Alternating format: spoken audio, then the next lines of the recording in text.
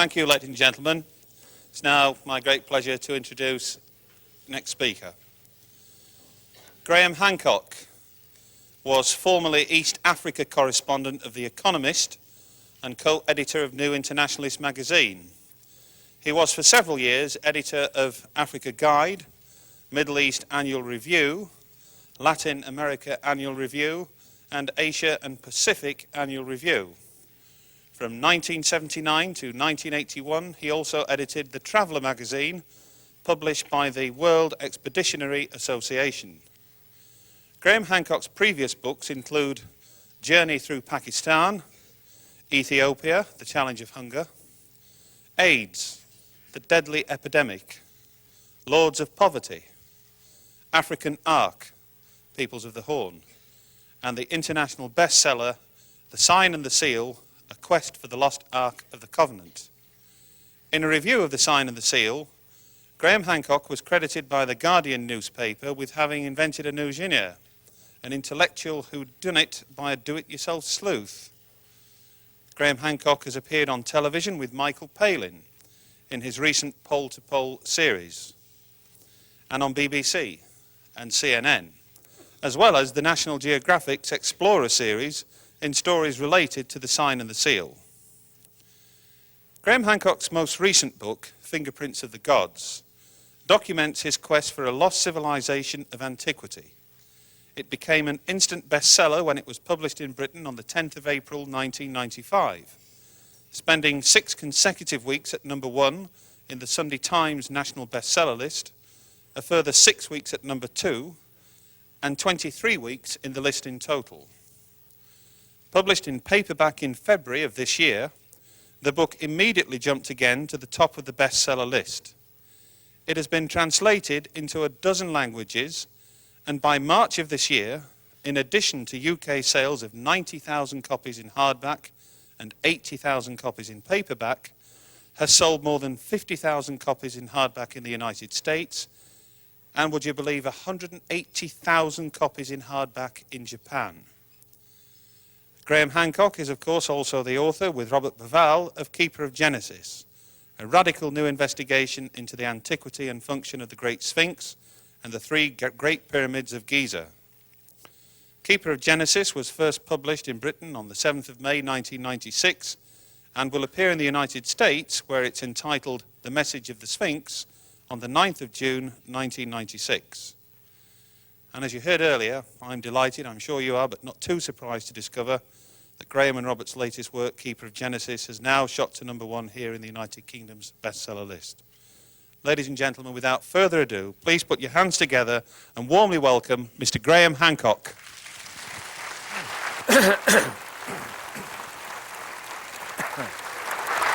Thank you, Graham.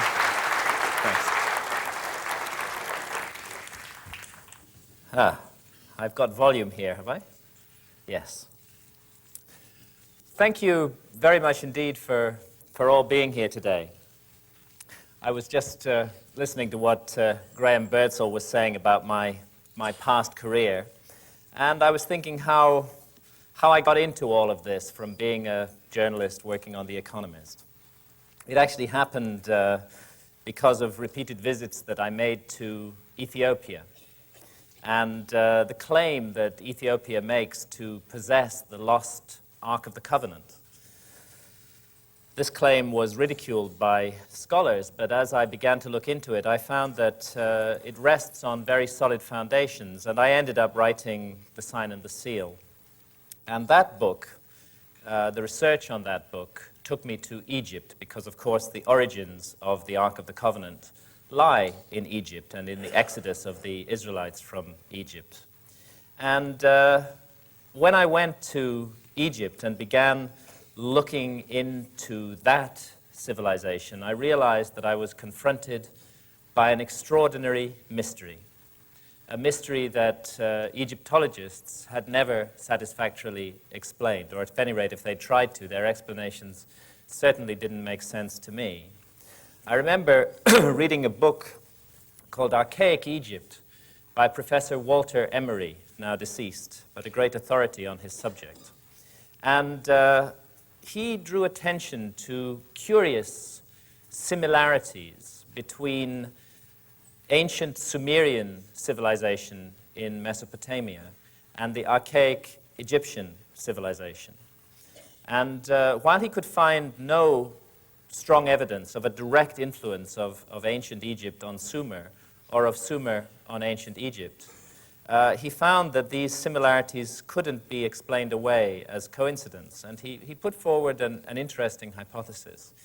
He asked, what if an earlier unidentified civilization, a remote third-party civilization, had influenced both Egypt and Sumer, passed down a legacy to both of them, and what if the similarities between these two cultures were explained by that remote common influence? And I thought this was a very interesting idea and one worth pursuing further. And in fact, more than anything else, it was that seed planted by Professor Walter Emery that led me to research and write Fingerprints of the Gods.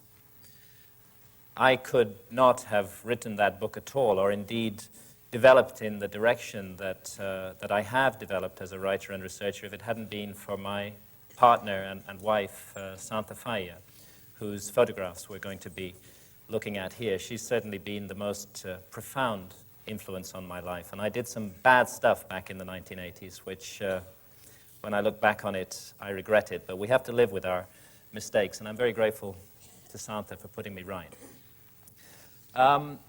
Many other people also who I need to thank, and without whom Fingerprints could not have been written. Researchers, people working in the field of the mystery of the origins of civilization over the last 100 years or so, going back as far as Ignatius Donnelly, who wrote Atlantis, the Antediluvian World in the 1880s.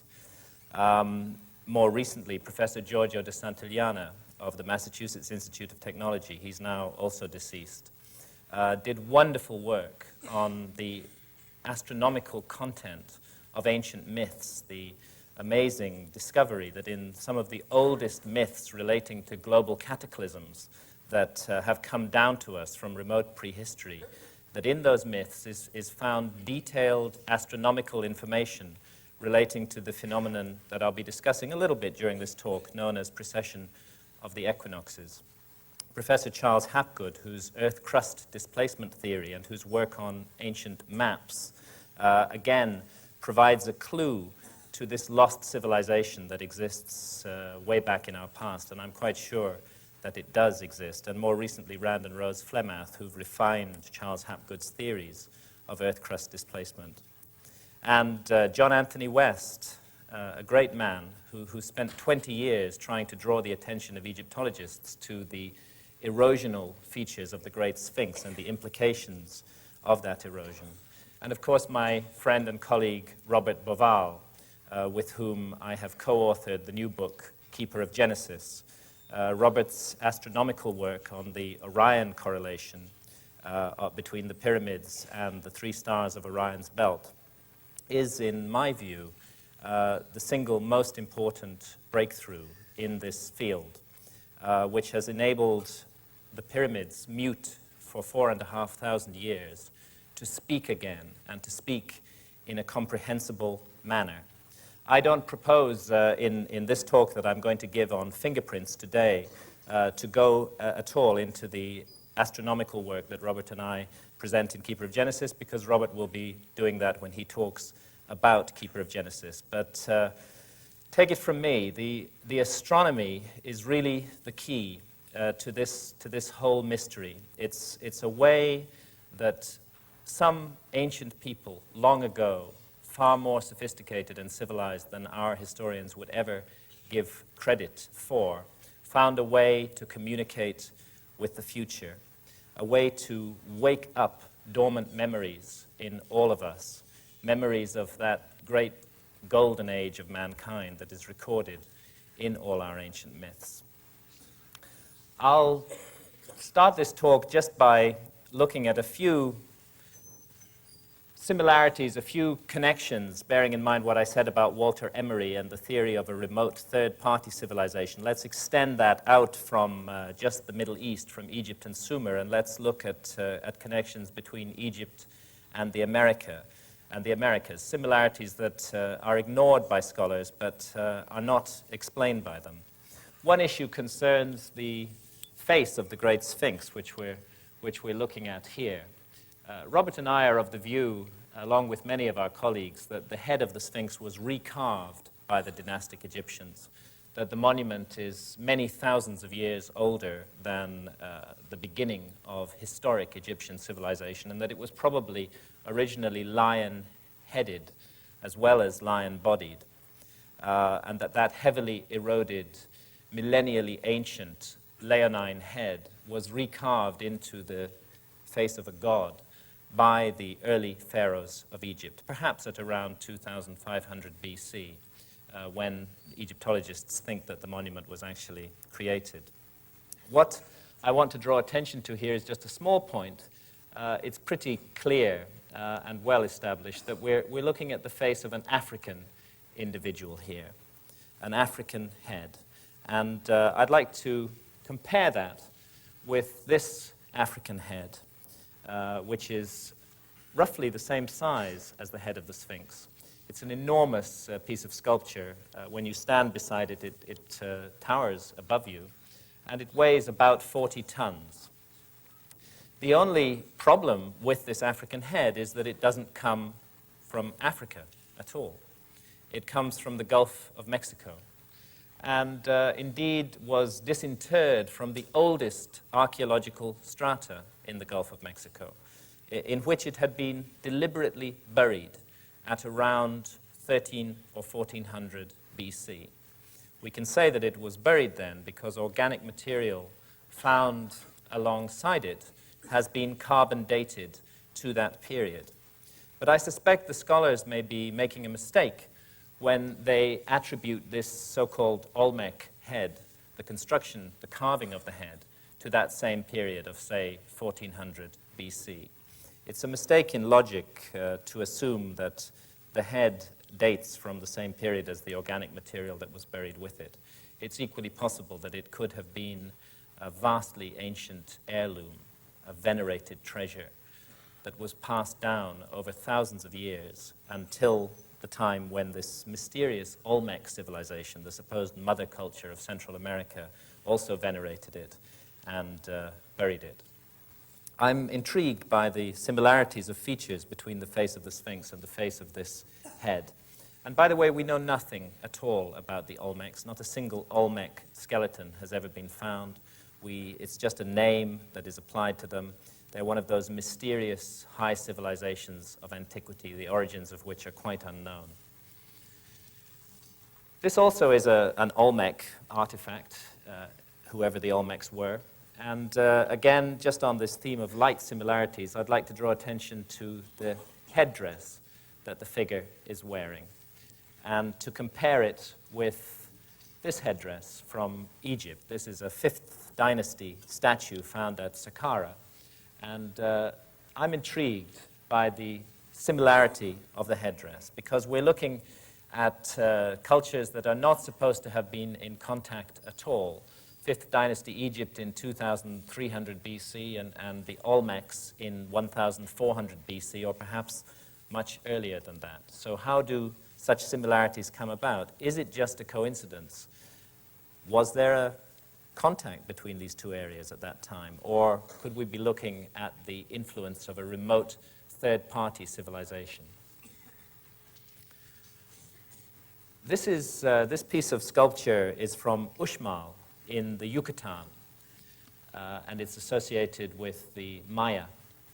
And as you can see, it's a double feline figure, two pumas or leonine animals back to back.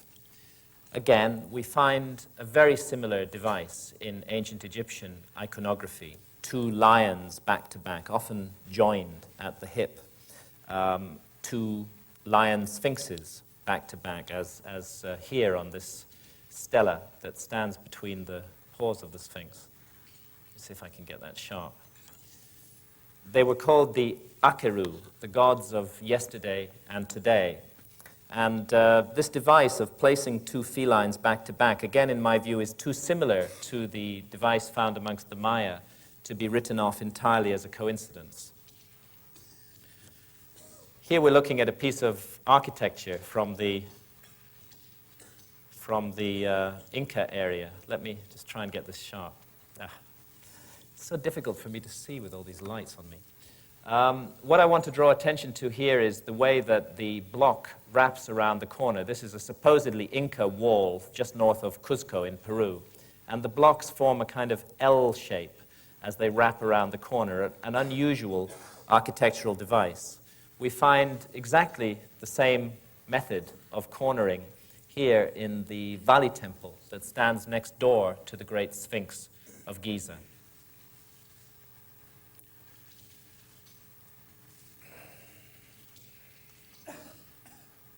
Excuse me, I'll get the hang of this in a minute. A method of joining two blocks of stone together. This photograph was taken at Tiwanaku in Bolivia, in the high Andes. And Tiwanaku is a very mysterious city, and I'll be touching on it in a few moments. What I want to draw attention to here is this imprint of a metal bar which once joined these two huge blocks of stone together. Of course, the metal bar has long since been removed, vandalized, melted down. But this particular form of architecture is not found anywhere else in the Americas. But it is found in Egypt. We find it at Philae, at Elephantine, and also here at Dendera in Upper Egypt. The same method of joining stone blocks together. And here we're on the island of Suriqui in Bolivia, on Lake Titicaca, looking at a traditional method of boat design. It's one of the few places on Lake Titicaca where these boats are still built, these reed boats with high, curving prows. And according to local tradition, the design of these boats was brought to the Andes by the gods, by the Viracochas, as they were called, gods who were remembered as being tall and pale-skinned and bearded, who'd come from across the sea to South America in a time of turmoil and darkness after a great catastrophe, and who had brought with them this kind of boat design and many, many other skills, advanced skills of civilization. I'd like to compare this high-prowed boat with this design from ancient Egypt, the so-called solar boat of Khufu, which was found buried beside the Great Pyramid of Egypt off the southern face. It's much bigger than the boats on the Andes, but the design is eerily similar. And this design has been studied by marine experts, and what they've concluded is rather interesting. They conclude that although the materials used both in the Egyptian boats and in the Andean boats are not suitable for sailing on the open seas, the design that is incorporated in these boats could only have been evolved by a people with a long and solid tradition of oceanic navigation, people who needed boats that could cut through high waves and breakers. And the suggestion is, could this design be a very ancient legacy that was passed down and received both by the Egyptians and by the peoples of the Andes and expressed in the kind of boats that they made? In both areas, such boats are associated with the gods. The ancient Egyptians called their gods the Niteru, and they said that they had come from a land far away to the south, a land called Ta-Niteru, across vast expanses of ocean. So whoever they may have been, these gods, above all else, were navigators and seafarers. And navigators and seafarers need maps if they're going to sail around the earth. Now, this map is a modern map, and I picked it up at the Library of Congress in the United States. It's an azimuthal equidistant projection centered near Cairo. And in common with all modern maps, it incorporates a number of advanced features. It incorporates highly accurate longitudes, and particularly relative longitudes, and it incorporates an advanced map projection. It isn't easy to represent a spherical object, the Earth, on a flat piece of paper, and to do so with a considerable degree of accuracy. And this is a problem that cartography has had to overcome.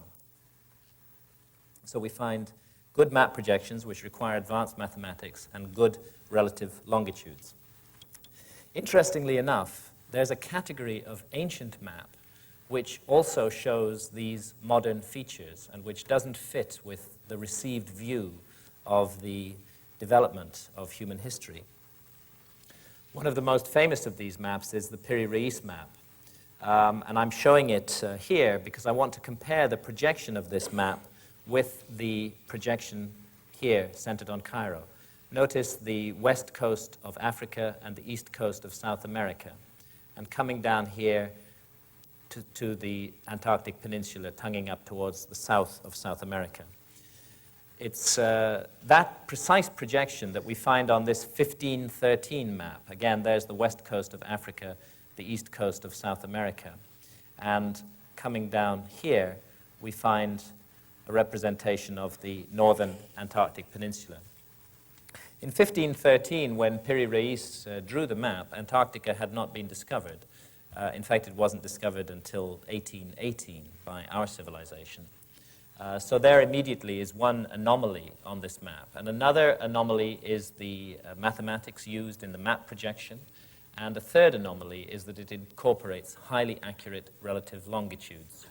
To do longitudes accurately on maps requires a chronometer, a marine chronometer that will keep accurate time at sea.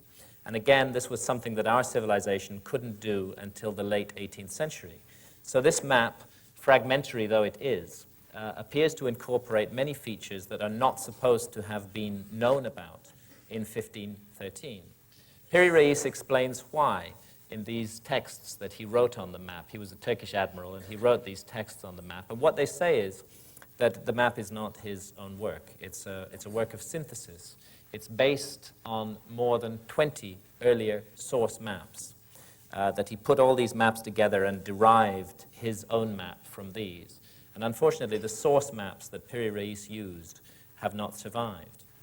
Is it possible that the advanced features of this map originate in those lost source maps, which Piri-Reis told us went back in some cases to before the time of Christ and had come from the long-lost library of Alexandria in Egypt? Another strange thing about the appearance of Antarctica on this map, it's been studied by US Air Force cartographers, and their view is that what we're actually seeing there is the subglacial topography of Antarctica. Antarctica as it looks underneath the ice that now covers it. And this raises the question, how long has Antarctica been covered with the 2-mile thick ice cap that we now presently see on it? Such questions would be irrelevant if there were no other maps in this category. If the Piri-Reis map stood alone, the most sensible thing to do would be to dismiss it as a coincidence. But it doesn't stand alone. There's hundreds of other maps that incorporate this same information at a time when our civilization had not yet acquired that information. This is the Mercator map. Mercator is rather famous for his Mercator projection that still dominates most atlases today. It's a 16th century map, and it shows Antarctica 300 years before Antarctica was discovered. And again, it's based on earlier source maps, and again, it incorporates accurate relative longitudes. So also the Orontius Phineus map that we're looking at here, another 16th century map. Mercator includes it in one of his atlases. And here we see Antarctica looking a little bit different, with mountains clearly visible along the coast and rivers running down from those mountains in places where great glaciers are known to run today. It looks on this map as though Antarctica is partially deglaciated. The center of the continent appears to be featureless and ice-covered, but the coast is showing these unglaciated features. What might that mean? This is a map by Philippe Bouache, an 18th century geographer, still a good 100 years before the discovery of Antarctica. And it shows the continent as a kind of archipelago, 2 major land masses divided by a clear waterway running between them. I wonder where he got that idea from. There's a redrawing of the Mercator map and the Orontius Phineus map and the Bouache map. And here to the right, based on seismic surveys conducted in International Geophysical Year in 1958, is a view of what Antarctica actually looks like underneath all that ice that now covers it. We're looking at the subglacial landscape of Antarctica here. And while I wouldn't claim for a moment that the Buache map is a perfectly accurate representation of the subglacial topography of Antarctica, I think it's much too close to the reality to be dismissed entirely. I think that much more research needs to be done into these anomalous early maps and into the source maps that they rely upon for their information, because we just may be looking at the faint fingerprints of a lost civilization, of a navigating, seafaring civilization that explored and mapped the entire globe long before what we call history began. The issue of the glaciation of Antarctica is a controversial one, and most scholars would say that it has been covered with ice in the form that we see it today for several millions of years. But there is some contradictory evidence, deep sea cores which bring up soils from the ocean bed, which suggest that rivers carrying fine-grained sediments were indeed running down off the coastline of Antarctica until about 10,000 years ago. Maybe that's the period we should be looking at. Maybe something happened in the world around then that we don't fully understand. And in my view, this whole mystery is intimately connected to the mystery of the last ice age and what an ice age is and why the last ice age came suddenly and traumatically to an end at around 12 or 14,000 years ago. You have ice sheets, 6 million square miles of ice covering northern Europe, 2 miles thick as far south as London. You have a similar mass of ice covering much of North America, as far south as the Mississippi Delta, almost into the tropics. This ice is stable for 100,000 years. And then suddenly, almost in the blink of an eye, it all melts. Within just 1,000 or 2,000 years, it's all gone. Sea levels have gone up by 400 feet around the world, and hundreds of animal species have been rendered extinct. No complete explanation for why the last ice age came so suddenly and dramatically to an end has ever been offered by orthodox scholarship. There are clear correlations with astronomical events, including, interestingly, the precession of the equinoxes, which I'll be talking about later. Interestingly, because many of the ancient myths of global cataclysm that I've analyzed in Fingerprints of the Gods incorporate precise information on precession. It's almost as though they're trying to tell us that there's a connection between precession and the ending of ice ages. And lo and behold, we've known for the last 20 years that there is a connection between precession and the end of ice ages. It's a correlation. We don't know what causes this ending of the ice age. I think that this is the period that should be looked at by scholars. This is the period that deserves much more detailed research than it's had. A period in which something awful happened to the Earth, something that brought about a dramatic, tumultuous change, a period in which the face of the Earth was almost literally wiped clean, and a period in which it's perfectly possible, perfectly reasonable to suppose that a high human civilization could have been almost entirely obliterated, leaving only a few survivors and only a few traces of itself for us to wonder at in later times.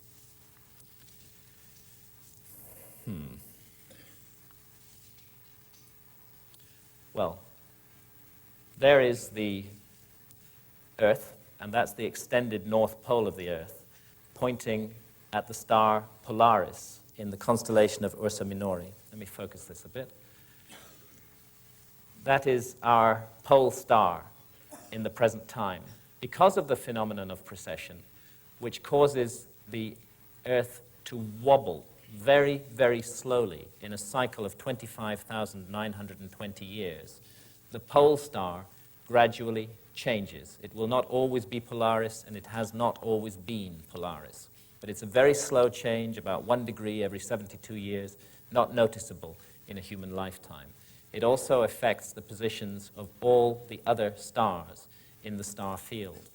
And if you can establish that a monument is aligned astronomically or incorporates astronomical symbolism, it's possible to use precession to date that monument. And we think that the ancients who left their fingerprints around the world used the phenomenon of precession as a deliberate way of communicating information about themselves to the future. And I'll be touching on that a little bit in this talk, and Robert will be doing so much more in the talk on Keeper of Genesis that he'll be giving after me. This site, Machu Picchu in Peru, is an extraordinary piece of landscape gardening on a gigantic scale. It's dated by Orthodox archaeology to around 500 years ago. It's possible that it's much older than that. I won't go into the details here, but astronomers have studied the alignments of some of the features of Machu Picchu, and they've concluded that these were laid out thousands and thousands of years earlier than the Orthodox dating of the site. Another aspect that many of these sites have, in addition to intriguing astronomical alignments, is the use of enormous blocks of stone. We're looking here at a wall in a place called Sacsayhuaman near Cuzco, and the stone that I'm standing beside has been calculated to weigh 361 tons. In layman's terms, that's 500 Ford Sierra motor cars. It really beggars belief that this kind of work could have been done by a primitive people, to put together massive blocks of stone weighing hundreds of tons each, to align them to the stars and to join them together in these curious jigsaw puzzle formations requires amazing engineering and architectural skills. And I think that our historians and scholars tend to gloss over the implications of this much too easily. All around the world there are monuments like these, undateable by any objective technique, because you can't, as I said earlier, carbon date stone, which bear the fingerprints of a high technology in remote antiquity, or if not a high technology, at any rate a technology that we do not properly understand today. This is the Altiplano in Bolivia, in the high Andes, and I'm showing this photograph really to indicate how sparsely populated the Altiplano is, how few people live there at an altitude of more than 12,000 feet above sea level. It's not the kind of terrain that can support a large population. Crops are grown, but they come out of the ground stunted, and the yield is extremely low. As a result, very few people live on the Altiplano today. And there's a mystery in that, and a problem in that, and it's to do with the city of Tiwanaku, which stands on the Altiplano at an altitude of 12,500 feet above sea level. Here's a bit of Tiwanaku. This is the piece of Tiwanaku that's called the Pumapunku, and it consists of absolutely enormous blocks of stone. I mean, they're just unimaginably large. This piece has been calculated to weigh 400 tons. And I can't understand, I just don't see it within Orthodox historical explanation, how at this altitude above sea level, 12,500 feet, where you cannot grow crops to support a large population who could haul those stones into place, and I don't know if 400-ton blocks could be hauled into place by anybody, how this could have been done at that altitude and in that location, and why it was done. I think that the city of Tiwanaku is one of the most mysterious sites in the world. In a way, it's the New World equivalent of Giza. It's a site about which there are far more questions than answers, and a site about which the dating needs to be seriously re-examined. The dating of Tiwanaku by Orthodox archaeologists has for a long time been set at around 500 AD, just about 1,500 years ago. Although more recently, there are some archaeologists working in the area who have daringly sought to push that date back, and there are a few who've stuck their neck out and said that Tiwanaku may go back as far as 2000 BC.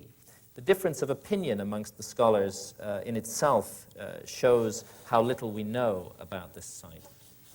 The conventional view that dates it to 500 AD is based on the classical study by Professor Max Ewell, who's always cited as the great authority on Tiwanaku. I was surprised to discover that his influential book on Tiwanaku had been written without him ever having found the need to actually visit the site himself.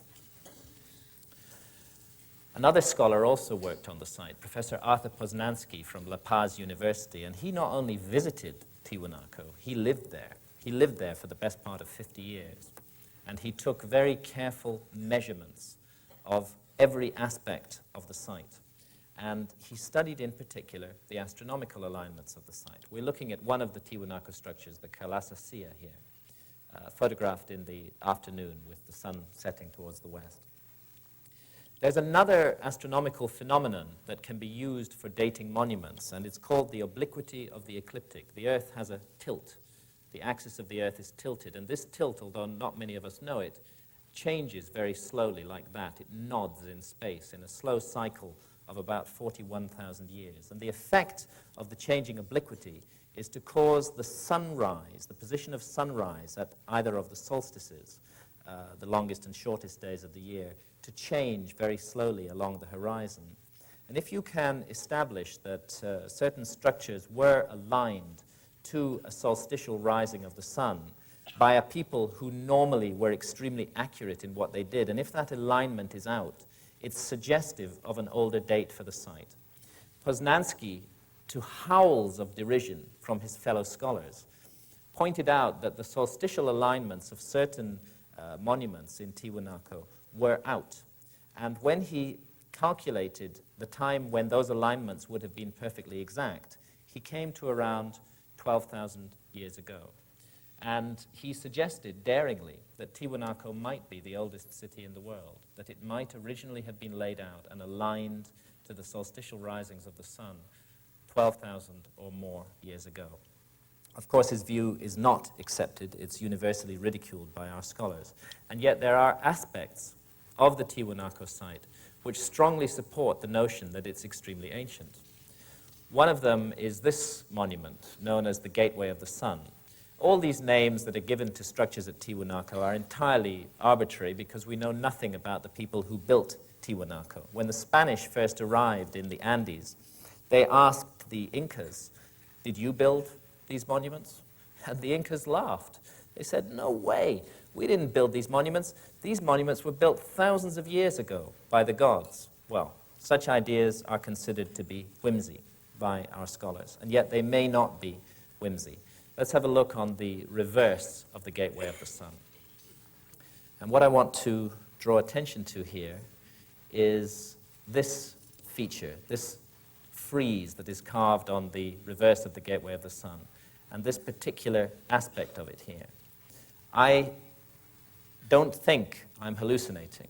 I think that I'm looking at two large ears, two eyes, a trunk, and two tusks. In other words, I think that I'm looking at the face of some sort of elephant. If I am looking at the face of some sort of elephant, then there's a real problem with the dating of this site, because there have not been any elephant-like creatures in the New World for a very long time. In fact, you have to go back to around 10,000 BC, around 12,000 years ago, to find a creature that fits that bill. And that creature, here's a biological reconstruction drawing of it, was called Cuvier. It was one of those great Ice Age mammals that became extinct suddenly and dramatically at the end of the last Ice Age. Could we be looking at a drawing, a carving of Cuvier done from life long before history began? And here, another ancient piece of stone from Tiwanaku.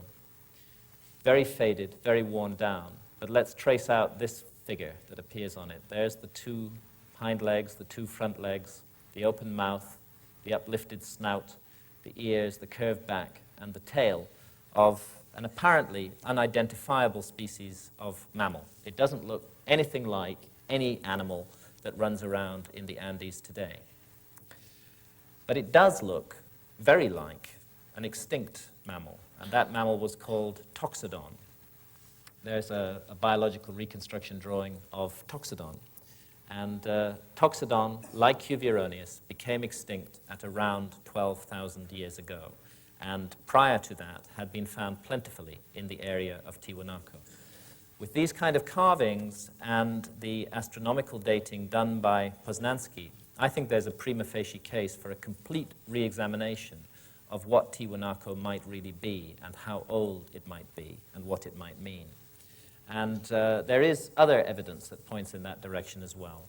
We're looking at Lake Titicaca here and at one of those reed boats. And Lake Titicaca today is 12 miles away and 100 feet lower than Tiwanaku. And yet, even Orthodox archaeologists agree that Tiwanaku was built originally as a port on the shores of Lake Titicaca. There's massive harbor constructions to be found at Tiwanaku, and there's really no doubt that it was built as a port. So the question is, how long does it take a lake like Lake Titicaca to recede in depth by 100 feet and 12 miles away from the edge of the city of Tiwanaku? I discussed this problem with geologists from the British Geological Survey working in that area. Oddly enough, they didn't know about Tiwanaku, but they did know about Lake Titicaca. And they told me that that amount of recession of that particular lake would have taken at least 10,000 years. So another science, geology, is pointing to a far greater antiquity for the city of Tiwanaku than is accepted by our scholars today. Finally, from Tiwanaku, I want to draw attention to this figure. It's assumed to be, and it probably is, an image of that legendary god, Viracocha, who came with his demigods, the Viracochas, to South America long, long ago, who's remembered in all those myths. Again, it's a very worn piece of stone, but the goatee beard of this figure, this rather extravagant goatee beard, is quite easy to make out. That's how Viracocha is described in all the legends, a tall, pale-skinned, bearded figure. And his description does not fit in any way the description of the indigenous inhabitants of that region.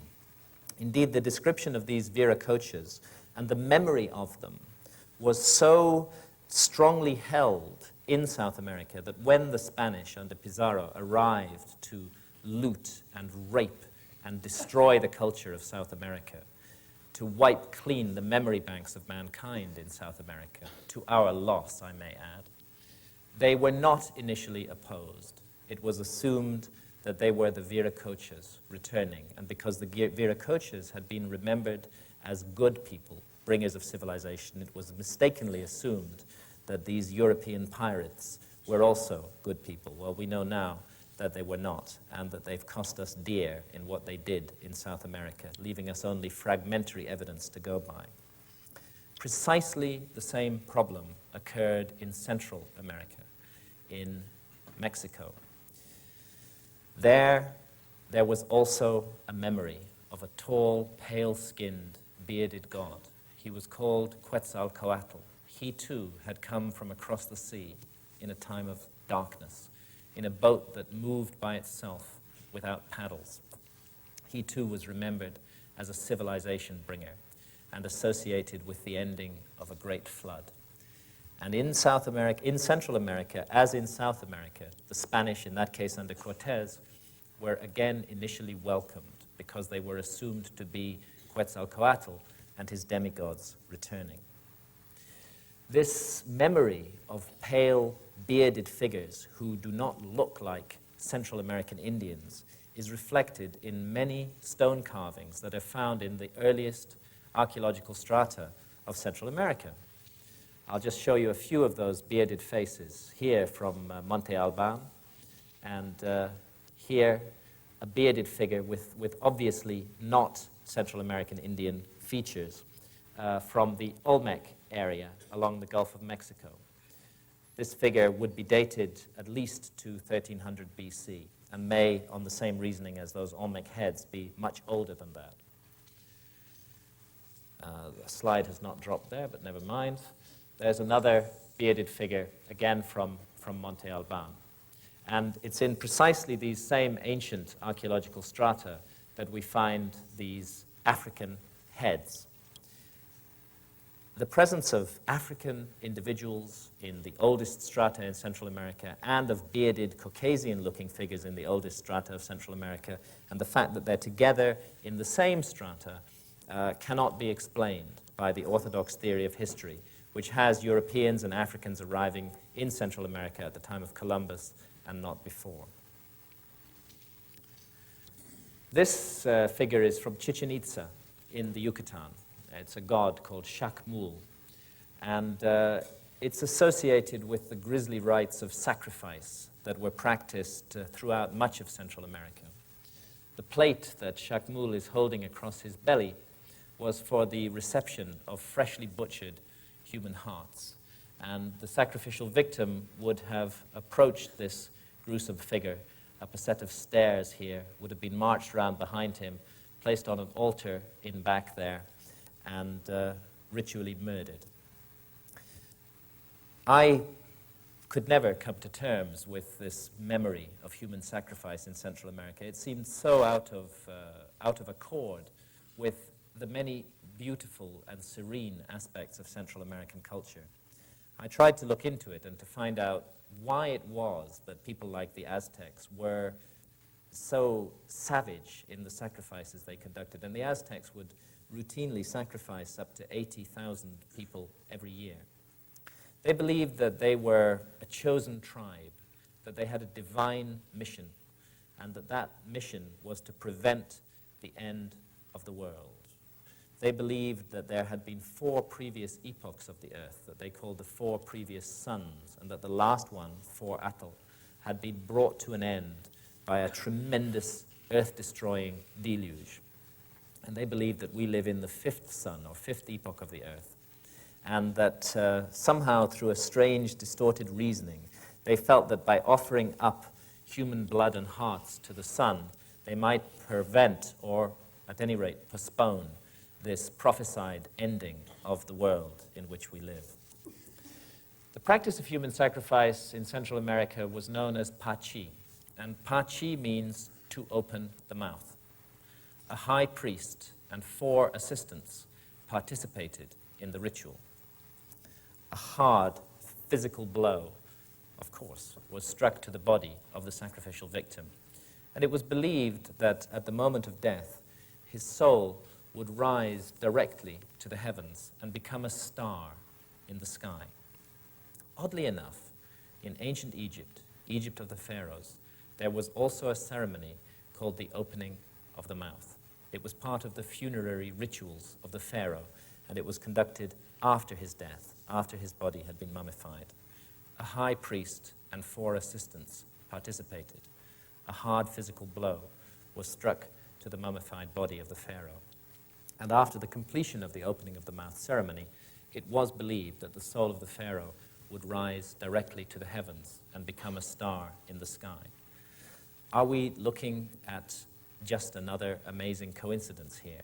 Or is it possible that an explanation for these eerie similarities can be found in the notion of a remote, third-party, ancestral civilization which influenced both Egypt and its ideas and Central America and its ideas, which passed down a common legacy to both places, a legacy that was perhaps used very differently in both of those places, but which still retained down through thousands of years certain common features, particularly this notion of the opening of the mouth and the stellar destiny of the soul.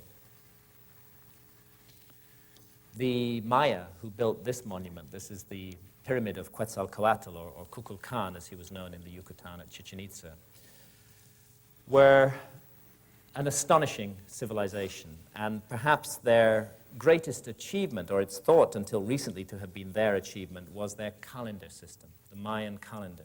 But we know now that the Olmecs, those mysterious predecessors of the Maya, used precisely the same calendar. So it's clear that the Maya inherited it from the Olmecs. And is it possible that the Olmecs inherited it from an even earlier and higher civilization, long lost to history? This is a calendar that incorporates a more accurate length of the solar year that we use in our Gregorian calendar today. It's based on precise and extremely careful, long-term astronomical observations of the heavens, observations that focused, amongst other things, on the synodic return of the planet Venus and measured that extremely precisely. It's the work of master astronomers. It's this calendar, the Olmec or Mayan calendar, which most thoroughly enshrines the notion of recurrent destructions of the earth, that we live in great cycles, and that each cycle will sooner or later come to an end and end the world in which we live. And like the Aztecs, the Maya believed that there had been 4 previous epochs of the earth, and that we still live in the 5th epoch, the 5th sun. But unlike the Aztecs, the Maya, through their calendar, were able to calculate exactly when the 5th epoch of the earth would come to an end. When we translate their calendar into our calendar, we find that they're telling us that all civilization will be ended by a great movement of the earth on the 23rd of December, 2012 AD. I promise that I'm not running up and down Oxford Street in a sandwich board, crying that the end of the world is nigh. I sincerely hope that the end of the world is not nigh. I would like my children and all our children to have a bright and happy future in this garden of experience that we call the earth, and the opportunity to learn and to grow and to face challenges just as we have all done. But I don't think that we should write off the warnings that have come down to us from the past as though they certainly have no meaning, because these warnings have come down to us from wise people, people whose origins we really do not understand. And I'd just like to mention in passing that all of these warnings also say something else. They say that the destruction of the world is not entirely an act of God or nature, that in some mysterious manner we ourselves are always involved in it. We ourselves, through our actions, through our cruelty, through our materialism, play a role in the destruction of our environment. And when I look around the world today at the force of evil that is rampant in the world, the destruction, the murder of children, the cruelty, the awful things that human beings do to each other, using one another, as though they're just objects, I can't help getting an eerie shiver of apprehension at that Mayan prophecy that the end of our civilization may indeed come before too long. Maybe it's not too late.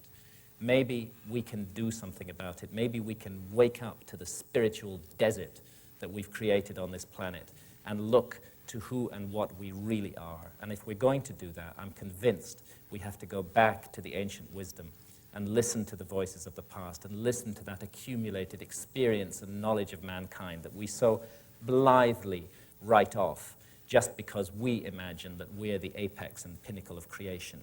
If civilizations rise and fall, if mankind has climbed more than once to the pinnacle that we've reached today, then all of this is entirely possible.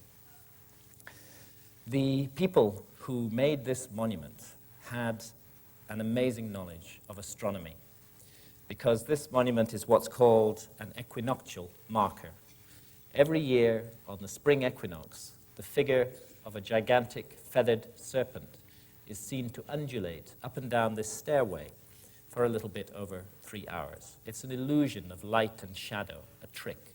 But it's a trick that is achieved by the precise geodetic positioning of this monument. These were a people who had observed the heavens very, very closely and who had a science of positioning monuments on the ground so that they would signal particular moments of the year. No mean feat, and not something that we should regard as the work of primitives. We're looking at the great city of Teotihuacan in Mexico, just 35 miles from Mexico City Airport. Richard Hoagland, in his talk earlier on, referred repeatedly to the importance of latitude 19.5 degrees north.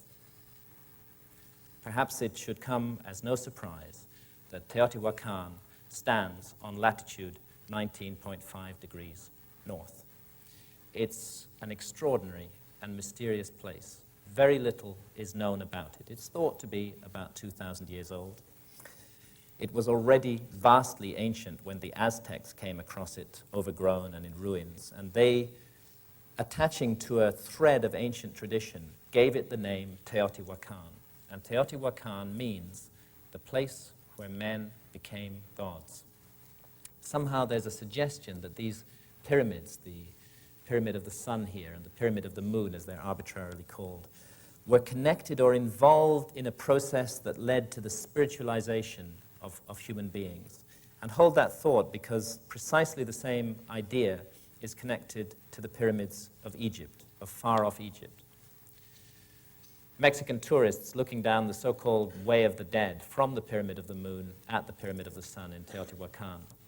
The Way of the Dead has recently been researched by archaeoastronomers, and they've concluded that it's a terrestrial diagram of the Milky Way, that it represents the Milky Way on the ground.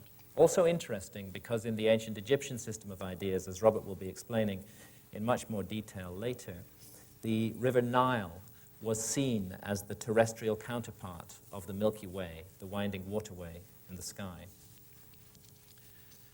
And a closer look at the Pyramid of the Sun. Its base is almost identical in length to the base of the Great Pyramid of Egypt, but its height is a little bit shorter. But both monuments have a number of things in common in addition to their pyramidal shape. And what they have most in common is the mathematical value pi. Pi is a little bit over 3.14, and it's the formula that we need to use in order to calculate the circumference of any circle or sphere from its radius. If we know the radius of a circle, all we have to do is multiply it by 2 pi, and we'll get a precise printout of the circumference of that circle.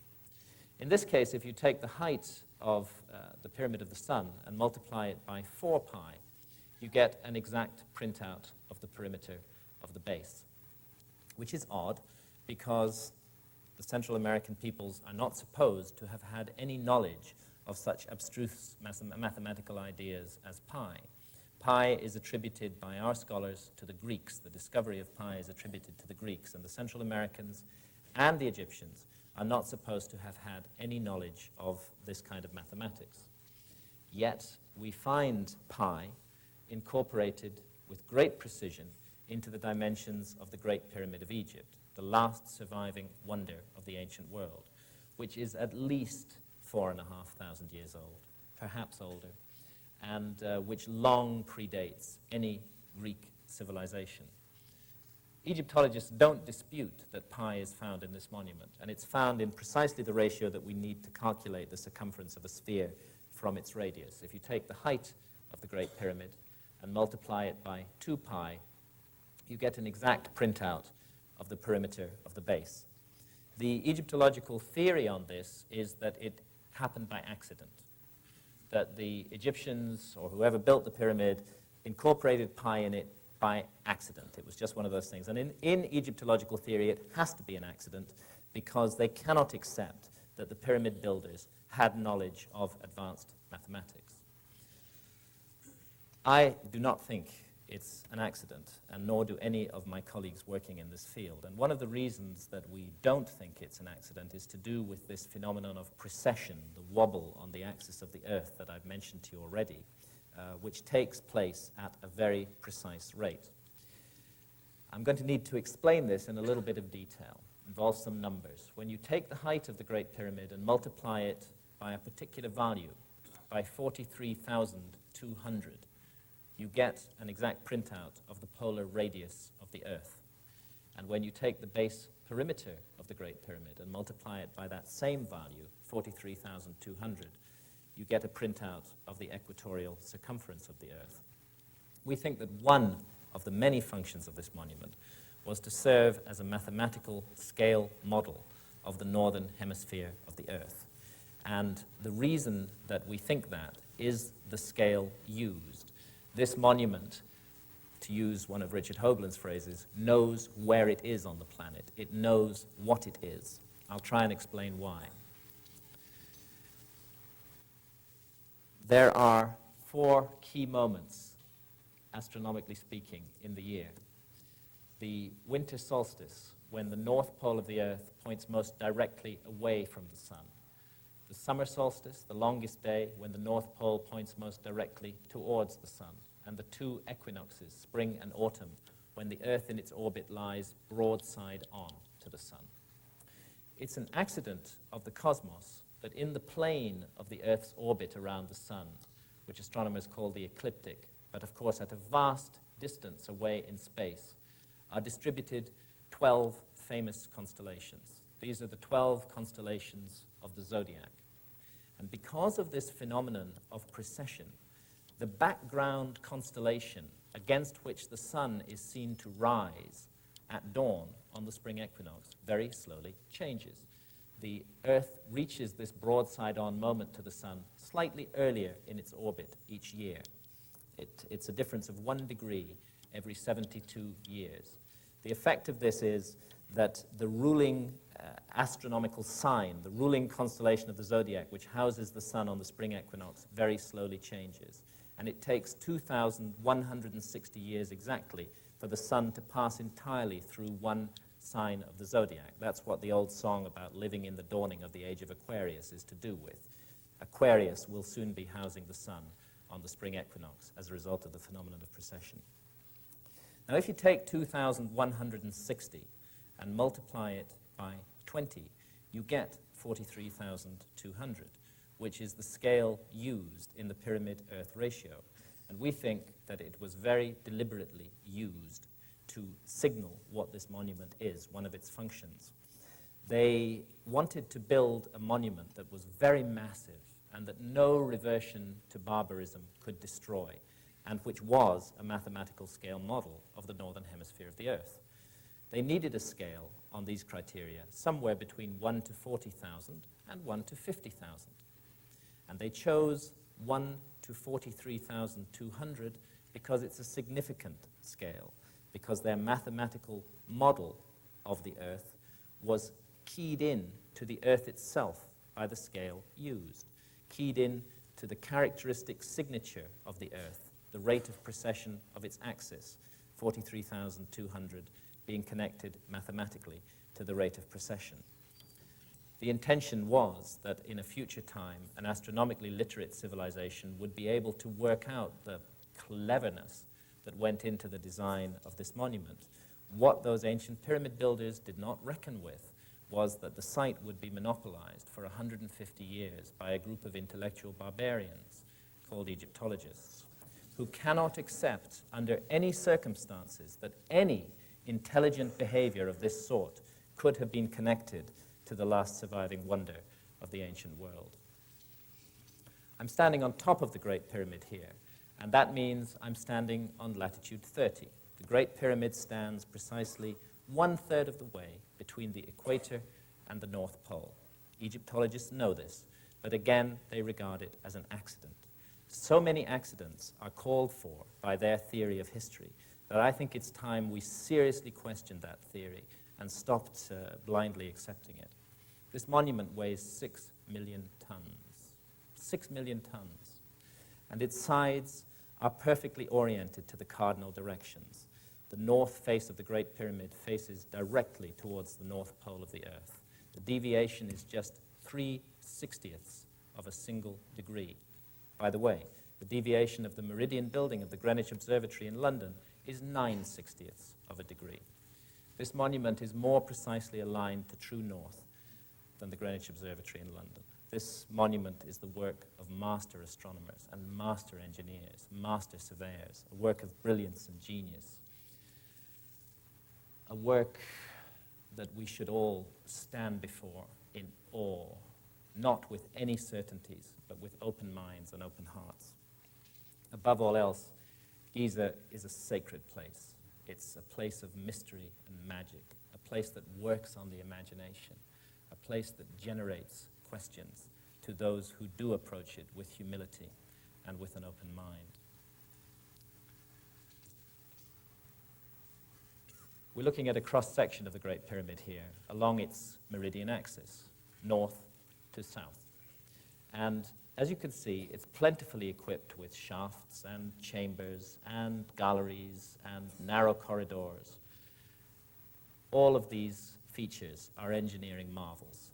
To create this kind of internal structure in a monument on that scale is an unbelievably difficult task.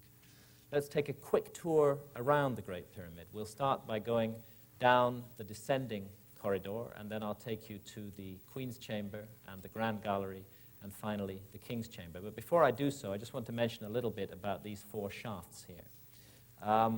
The southern shaft of the so-called Queen's Chamber was found in 1993 to have a little door at the end of it. The shaft is 8 inches wide and 8 inches high, and it was explored with a high-tech robot camera in 1993. And as soon as that door was discovered, the research into the shaft was stopped in a most sinister and extraordinary manner. And at the end of our presentations, Robert and I will be presenting to you the latest information for what is happening concerning that door, and also concerning a chamber beneath the Great Sphinx of Egypt. And very disturbing things indeed are happening at Giza today, and we want to tell you about this, but we'll come to that later. Let's take a quick run around the Great Pyramid now. We'll start by going down the descending corridor. The descending corridor is perfectly straight. In fact, it doesn't vary by more than 1/4 of an inch from perfectly straight along its entire 350-foot length. It's 3 feet 5 inches high and 3 feet 5 inches wide. And at the bottom of it, we find the subterranean chamber, so-called. Now, Egyptologists have a theory about this chamber, and everything is theory where the Great Pyramid is concerned, because the monument is uninscribed. There's nothing really in it which tells us what the chambers are for. It's all theory. The Egyptological theory about this subterranean chamber is based on its unfinished appearance, these fins of rock that we find at the western end, and the generally rough look of it.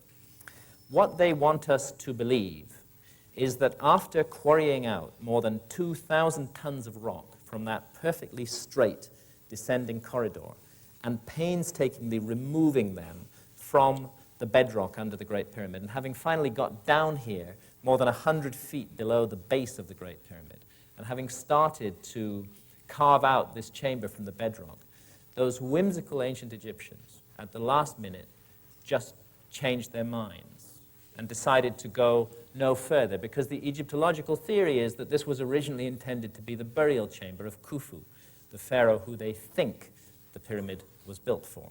So those ancient Egyptian builders, after doing all that incredibly precise work, well, they just changed their minds and they decided to stick the body of the pharaoh somewhere else in the Great Pyramid. Actually, the body of the pharaoh has never been found in the Great Pyramid. The Great Pyramid was found to be completely empty when it was first opened by the Arabs in the 9th century. And we think that this unfinished burial chamber routine is a load of bollocks. I mean, it's just absolute nonsense. These people knew exactly what they were doing. Everything they did had a purpose. You stand down in the subterranean chamber, you can hear somebody sing in the King's Chamber, 250 feet above you, through all that mass of solid rock. The acoustic effects of this monument are extraordinary.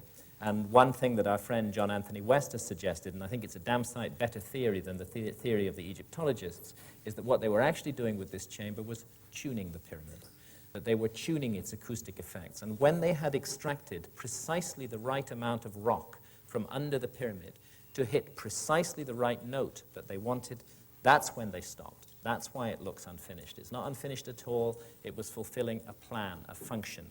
And everything about this site is planned, as Robert will be explaining in more detail when he comes to discuss our book, Keeper of Genesis. This is the so-called Queen's Chamber. We have to use these phrases, so-called, because all these attributions are arbitrary in this anonymous monument. And there, in the southern wall of the Queen's Chamber, that dark patch is the opening to the southern shaft. And it was into that dark place that that little robot camera was inserted in 1993, and after a journey of 200 feet, reached that mysterious door that we'll be talking about later. From the Queen's Chamber, we find ourselves in the Grand Gallery. It's 153 feet long and 28 feet high. It's a corbel vault. Each layer of stone is laid a little bit closer to the center line than the layer underneath it.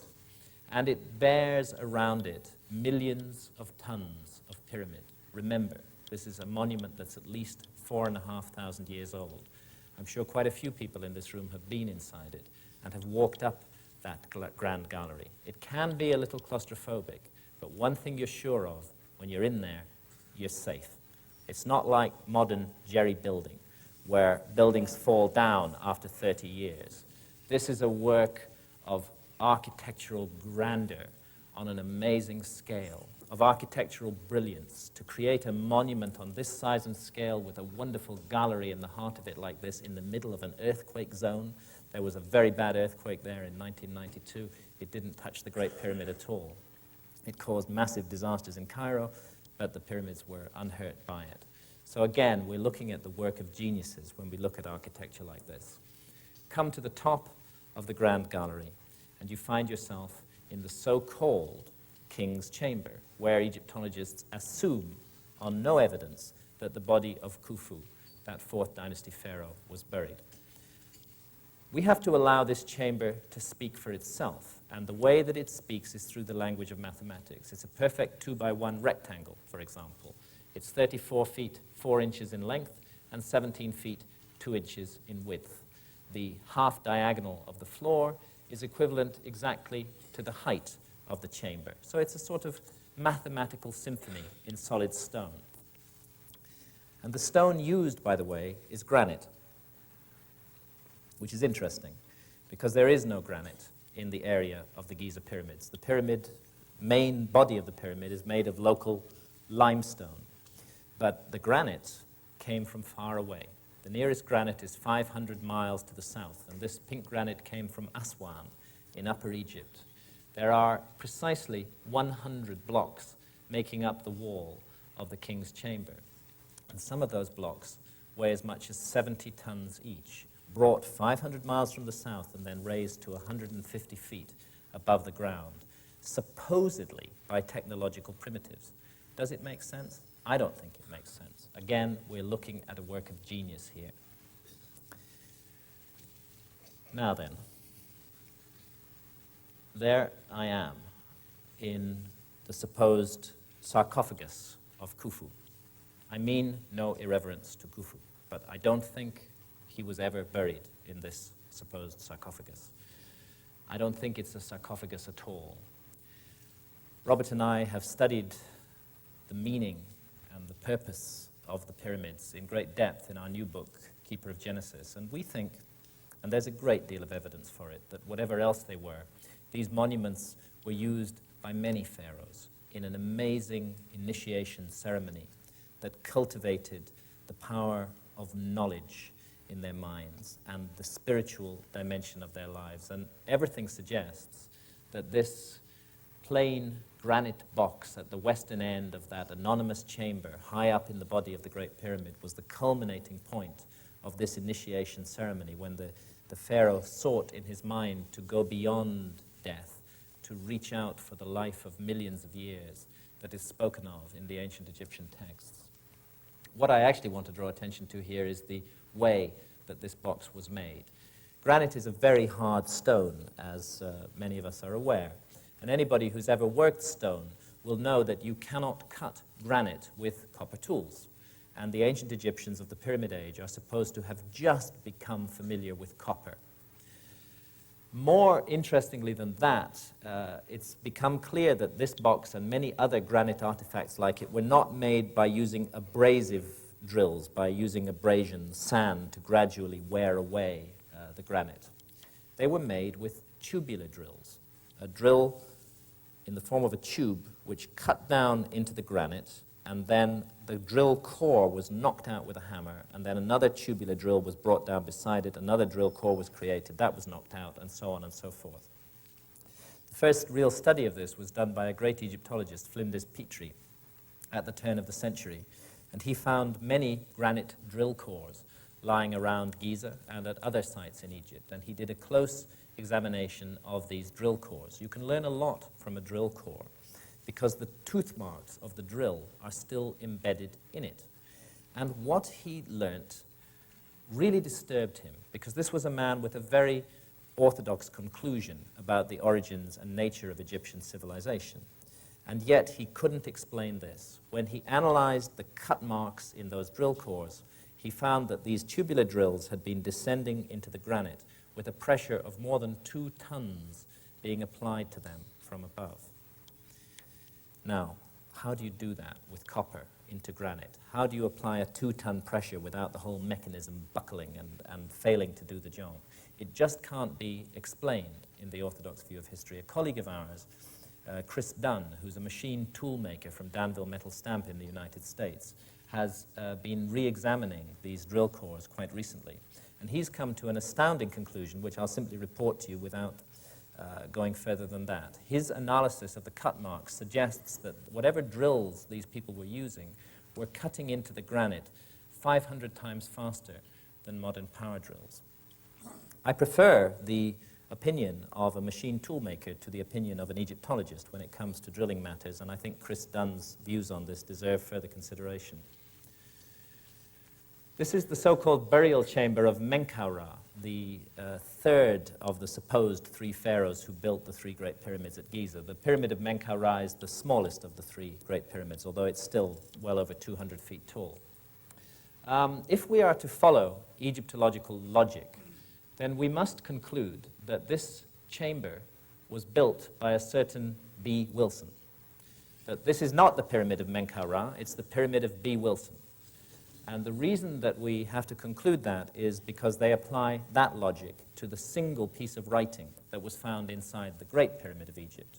Above the king's chamber, there are 4 so-called relieving chambers, and in those some graffiti was found, very crudely daubed graffiti. And some of that graffiti bears the name Khufu, and also another name, Khnum Khufu. And like drowning men leaping at straws, Egyptologists have concluded that because that graffiti is there, it means that the Great Pyramid was built by Khufu. I don't think that a little piece of graffiti in a chamber hidden away inside the Great Pyramid is a very solid piece of evidence to attribute such an important monument to a particular pharaoh. As a matter of fact, those graffiti may well have been a forgery, but even if they, by the original discoverer, Howard Vyse, but even if they aren't forgeries, it's just not enough for us to attribute the monument to Khufu on the basis of such slim evidence. Where B. Wilson wrote his name, we see a curved roof. It's a sort of barrel vault, and these are granite blocks that form the ceiling, and they were hollowed out from underneath. It doesn't look very prepossessing, but when you get above it, you begin to realize the construction problems that were involved in making this roof. There I am on the top end of those ceiling beams. This is how they look above. And I want to make clear there's no way that these blocks were lowered down from above, because this is an entirely subterranean chamber. And the only way it can be reached is through a long corridor system that finally culminates in the chamber. So all of these blocks were brought in through that long corridor system. They weigh 20 tons each. And as you can see, there's hardly room for me to crouch in the area where they've been placed. There just isn't enough room to position blocks of that size and weight in the way that we see them there. So again, like it or not, we're looking at the evidence of a building technology that we don't understand. And quite often, when we go to Giza, we pass by things like this without realizing what they really mean. If I can get it into focus, we're looking down on the Great Sphinx of Egypt from the side of the Great Pyramid. The Great Sphinx, as Robert will explain, faces perfectly due east. It's oriented precisely to due east. And it was made by cutting it out of solid bedrock. It's 240 feet long and 70 feet high, and it was carved out of solid bedrock. The core body was isolated by removing this trench of rock around it, and those rocks that were cut away from the core body were then sawn up into blocks, and those blocks were erected in front of the Sphinx in these 2 so-called temples, the Valley Temple and the Sphinx Temple. They're also entirely anonymous monuments, like the Sphinx, and actually, to be honest, we don't really know what their function is. But the interesting thing is the size of the blocks used in making those structures. We're looking at a side view of the Valley Temple here, and you can see the problem. These blocks of stone weigh 200 tons each, and there's hundreds of them.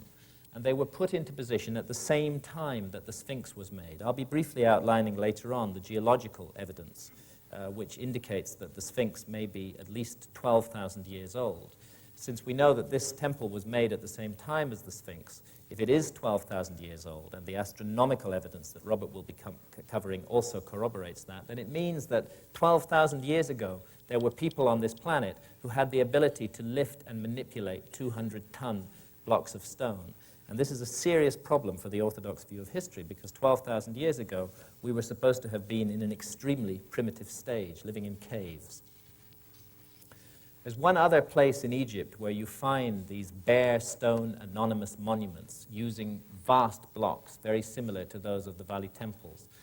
And this is the Osirion in Upper Egypt, near Abydos. It lies at a level 50 feet below surrounding temples. But because there is a temple of Seti I nearby, albeit 50 feet above it, archaeologists have deduced with their characteristic brilliance that this amazing structure must have been made by Seti I. There's no evidence for that. On the contrary, all the evidence suggests that it belongs to the same category of architecture as those mysterious temples at Giza, and that it may be as old as they are, that we may be looking at a 12,000-year-old monument here. And that's why it's interesting that it was always called the Osirion. It was associated with Osiris, with the high god Osiris, who the ancient Egyptians remembered as having come to their country in a remote period that they called Zeptepi, the first time, thousands of years before history began, bringing the gifts of civilization with him. There are many images of Osiris in Egypt. Here's one that's actually carved in that Seti I temple that I just talked about. And as you can see, he's a conspicuously bearded figure. In fact, Osiris and the symbolism of Osiris has much in common, and I've gone into this in some depth in Fingerprints of the Gods, with the symbolism of Viracocha and of Quetzalcoatl. My bet is, in all these figures, we're looking at memories of the survivors of a great lost civilization who settled in various parts of the world and whose mission was to keep the light of their knowledge burning and to find a way over millennia of barbarism to pass that knowledge down to the future, perhaps even to our own time, perhaps even to us today. As I said, Osiris was remembered by the ancient Egyptians as having come in the first time, long before history began. You talk to Egyptologists about Egyptian history, and they will tell you that they know far more about the history of Egypt than the ancient Egyptians did themselves. This arrogant statement has been made in print by several Egyptologists. And yet, the Egyptological chronology of ancient Egypt is based entirely on ancient Egyptian records, records such as these. This is the king list of Pharaoh Seti I at Abydos, and he's showing his young son, Ramesses II, a list of all the kings of Egypt who'd ruled before their time, together with the lengths of their reigns. And the notion that we have of 30 dynasties of Egyptian pharaohs is based on this king list and on other king lists like these.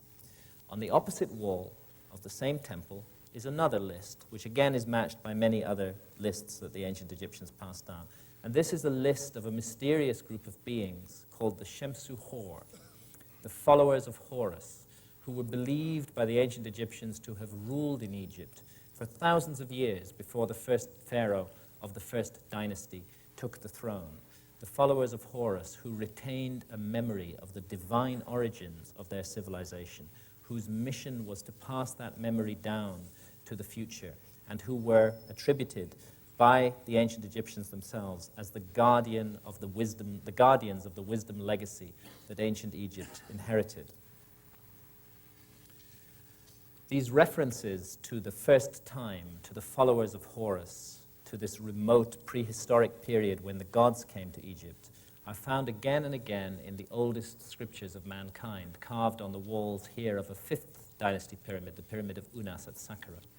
These are called the pyramid texts, and they were compiled roughly in the epoch of 2500 to 2300 BC.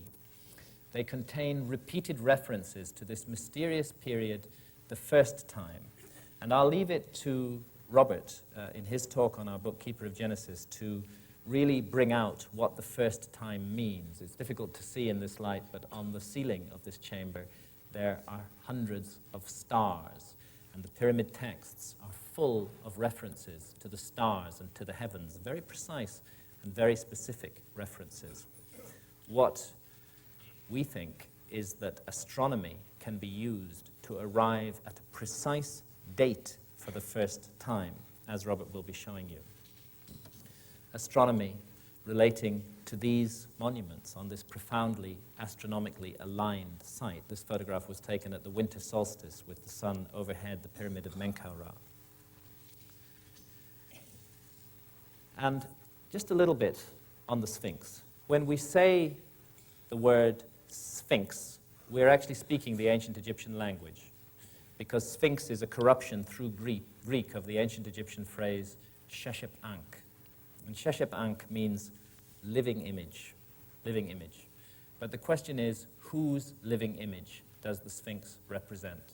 Egyptologists think they know the answer to this question. And their theory about who the Sphinx represents and about the age of the Sphinx, their opinion on this matter, is falsely presented as fact in all our textbooks and all our encyclopedias. You look up the Sphinx of Egypt in the Encyclopedia Britannica or any other text of that nature, and you'll be told, without any question mark over the matter, that it was built by the pharaoh Khafre in his own image in around 2500 BC. And yet, the Great Sphinx, like the pyramids, is an entirely anonymous monument. And since it's carved from raw stone, we have no objective way of dating it. What we're dealing with that attribution to Khafre is purely and simply Egyptological opinion. And as Robert and I have gone on with our work into Giza and into the monuments of Giza, we have come to trust Egyptological opinion on these matters less and less. In fact, we don't think that the Egyptological opinion on these matters is right at all. We think the Egyptologists have got it totally and utterly wrong. Perhaps you agree with us, perhaps you don't. But one thing is for sure. It's very bad scholarship that the opinion of scholars should be presented as fact when it isn't fact. Let's see what the Egyptological opinion about the identification of the Sphinx really rests on. One thing it rests on is the face of the Sphinx. Egyptologists tell us that this anonymous monument looks like Khafre. And they say that because there are a few statues of Khafre that have survived which actually have Khafre's name on them. And so they compare the face of the Sphinx with the face of a known statue of Khafre, like this one, which is in the Cairo Museum. And they tell us that the two faces are identical. Well, we don't see it that way. We don't think that the two faces look similar at all. We think they look very different, but don't take our word for it, and don't take the word of Egyptologists for it. The person who really is an authority on faces is somebody like a police forensic artist, somebody who's made a lifetime study of the similarities and differences between faces. And back in the early 1990s, colleagues of ours, led by John Anthony West, brought a police forensic artist to Giza, Lieutenant Frank Domingo of the New York Police Department, with 20 years on the force. And he did a very careful point-by-point identikit comparison of the face of the Sphinx and the face of Khafre. And here are some of his drawings. What he concluded is that he just couldn't understand why Egyptologists were under the impression that the Sphinx looked like Khafre. He saw no resemblance between the two faces at all, and when he compared key angles of the faces, he concluded, he swore an affidavit to this effect, that whoever the Great Sphinx's face represents, it certainly does not represent the face of Khafre. The angles of the face are completely different, and he, in fact, concluded that the Great Sphinx represented an individual of an entirely different race from Khafre. Okay, so that dismisses the facial similarity view that Egyptologists wish to foist on us. What else do they base their attribution of the Sphinx to Khafre on? They tell us that there are certain texts around Giza which say that the Sphinx was built by Khafre.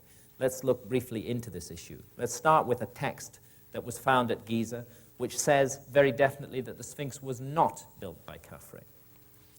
This is the so-called inventory stela, which stands neglected in a corner of the Cairo Museum today. According to Egyptologists, the inventory stela is a work of fiction. It's an ancient Egyptian novel, which we have to ignore. And why do we have to ignore it? The reason we have to ignore it is because it doesn't fit their theory. The inventory stela tells us that the Sphinx was already standing and already remotely ancient when Khufu, the predecessor of Khafre, came to the throne. And if the inventory stela is correct, then the Egyptologists must be wrong, and Khafre could not have built the Sphinx. But, say the Egyptologists, the inventory stela doesn't date from the same period as the Sphinx, and this is true. The inventory stela dates from about 1,200 years after the orthodox dating for the Sphinx. The orthodox dating for the Sphinx is 2,500 BC, and this stela belongs to the period of 1,200 BC, or perhaps a little bit later. They say, since it's not contemporary with the Sphinx, we don't need to pay attention to it. But yet, with that amazing double standard for which Egyptologists are the world leaders, they base their attribution of the Sphinx to Khafre on another piece of text, which also is not contemporary with the Sphinx, and in which, in fact, dates from the same period as the inventory stela. They base the attribution of the Sphinx to Khafre on this stela, which is called the Dream Stela, and it was put up by Pharaoh Thutmose IV to commemorate a restoration campaign that he undertook on the Sphinx. And on this stela, amongst many other interesting texts which Robert will review, there is one single syllable, kaf. And because of that single syllable and nothing else, the monument is attributed to Khafre by Egyptologists. They wish us to believe that Thutmose was telling us that Khafre had built the Sphinx, that he was commemorating the building of the Sphinx by Khafre.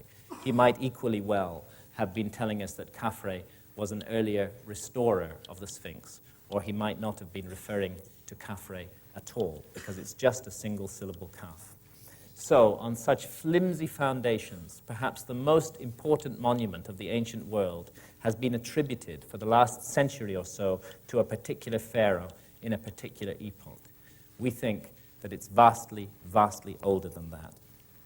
And I'm not going to go into the details of that. Robert will give all the details in his talk on Keeper of Genesis. But what I will briefly mention is the geology. Between 1991 and 1993, the Sphinx was studied by Professor Robert Schoch of Boston University, a leading geologist and one of the world's recognized specialists in the weathering of limestone. And he was brought to the site by our colleague John Anthony West, who had noticed these curious erosional features on the side of the Sphinx, and particularly prominently on the trench of bedrock out of which the Sphinx is cut, which obviously was made at the same time as the Sphinx. This undulating profile, this scalloped undulating profile, and these vertical fissures that run down through the rock could not have been caused by sand erosion, and they could not have been caused by wind erosion. They could only have been caused by one thing, and that is exposure to a very, very, very long period of heavy rainfall. And Professor Robert Schoch has put his reputation on the line, and he's subsequently been endorsed in this matter by hundreds of fellow geologists and opposed by very few, when he says that what we're looking at on the Sphinx, these, by the way, are later restoration blocks, what we're looking at on the Sphinx and on the surrounding trench is classic precipitation-induced weathering.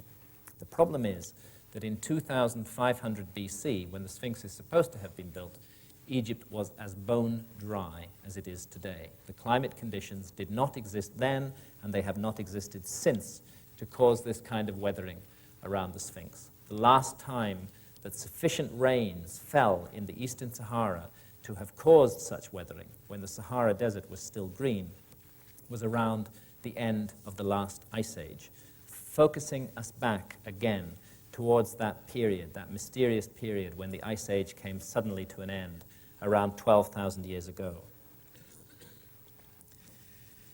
Sooner or later, as you go around the world, as I did, looking at these sites, at the myths, at the monuments, at the memories that have been passed down, at the fingerprints of what becomes more and more real as a great lost civilization, you have to begin to ask yourself, if I'm finding the fingerprints, where is the body?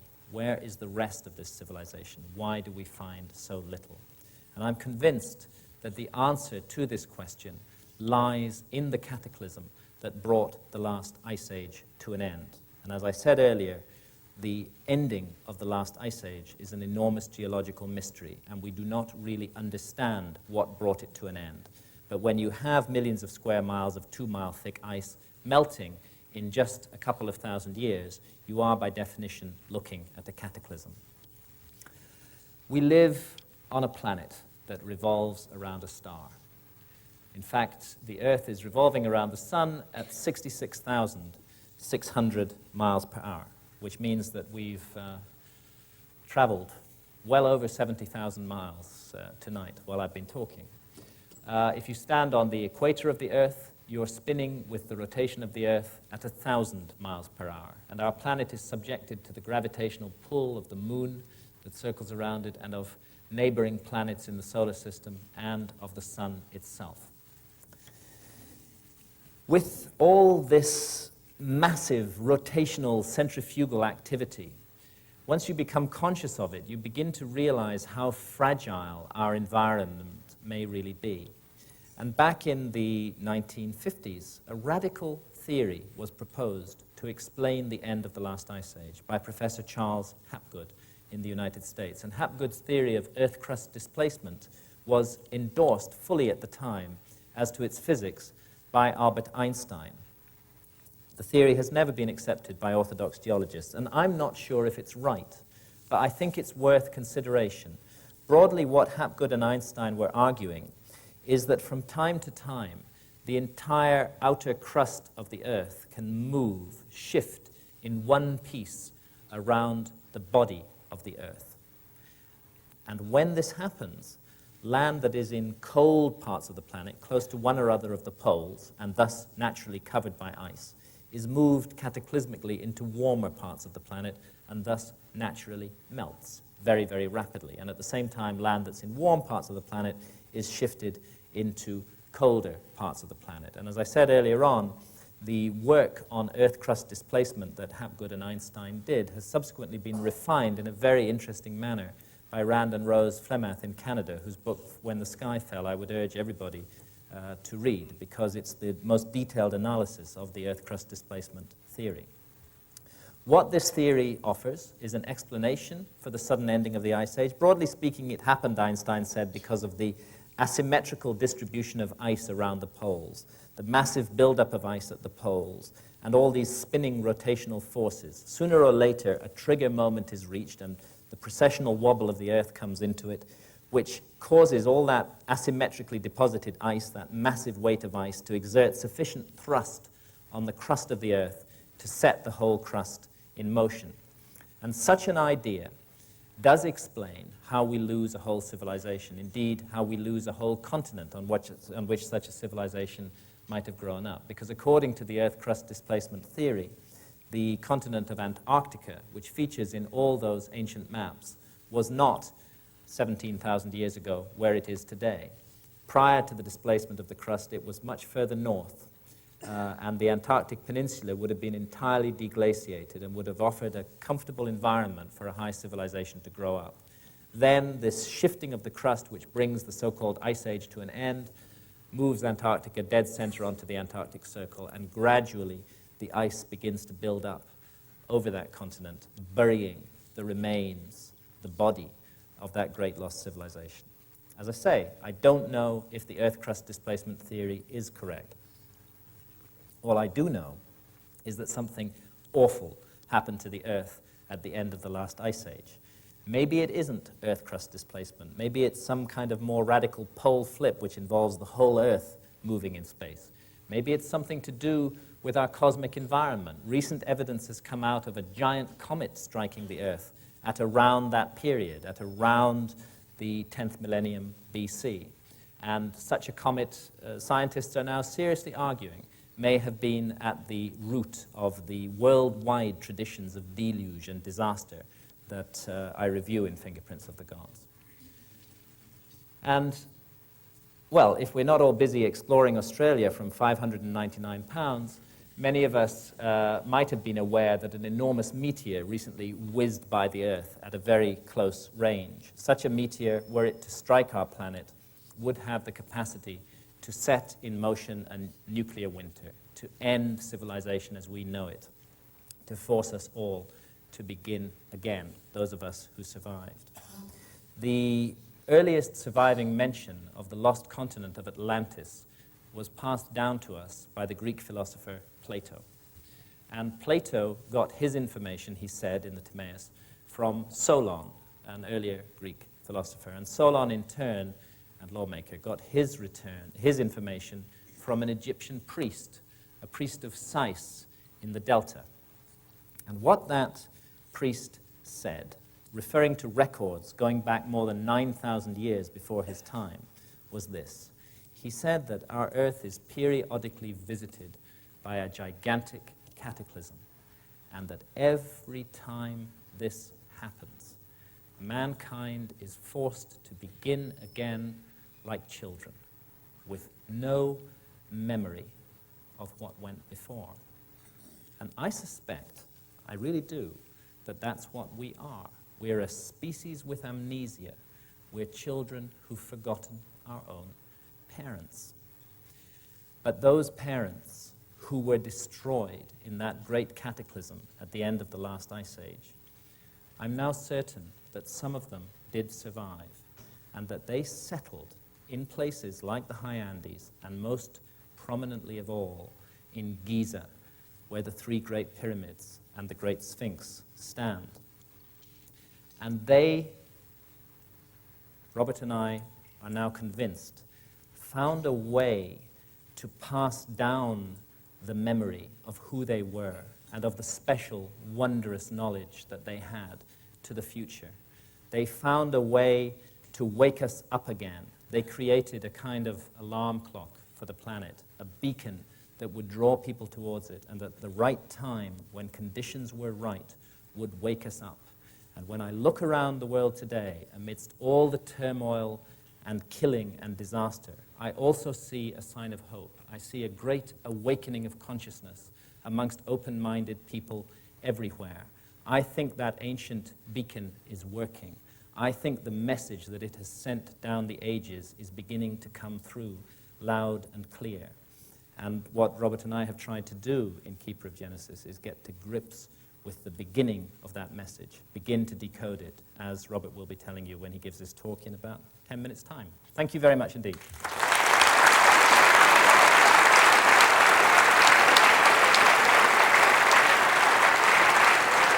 Mr. Graham Hancock, ladies and gentlemen.